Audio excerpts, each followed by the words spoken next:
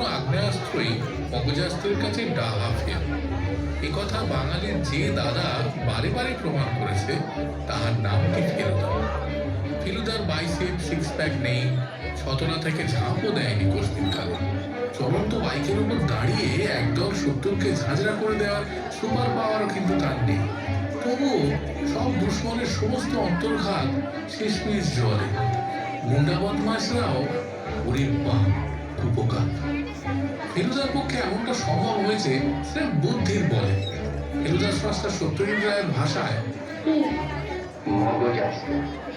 ধাঁধা থেকে ঝাঁদরের দস্যু মগজের ক্যাদরানি দেখিয়েছে ফেলুদা।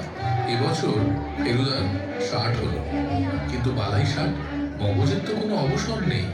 বুদ্ধির দৌড়ে বাঙালি যেন পিছিয়ে না পড়ে। JIS নিবেদিত সংবাদ প্রতিদিন সহজ পাঠ।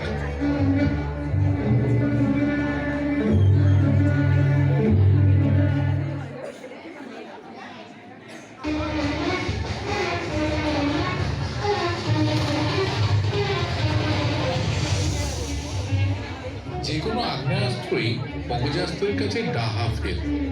একথা বাঙালির যে দাদা বারে বারে প্রমাণ করেছে, তাহার নামটি ফেলুদা।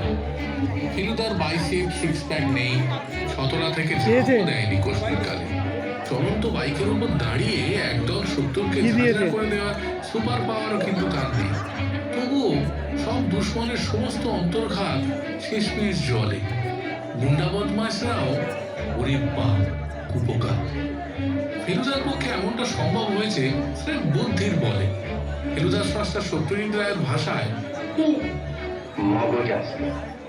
ধাঁধা থেকে ঝাঁদরের দস্যু মগজের ক্যাদরানি দেখিয়েছে ফেলুদা।